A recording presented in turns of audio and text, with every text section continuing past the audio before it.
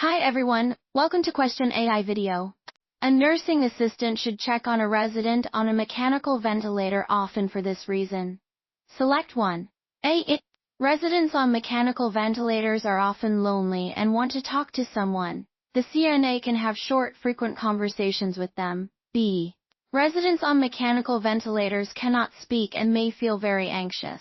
The CNA's presence can be reassuring. C. Tubing may disconnect, and the CNA is responsible for reattaching any ventilator tubes that become loose or disconnected. D. There. Want the full explanation? Check out the details below for the complete answer.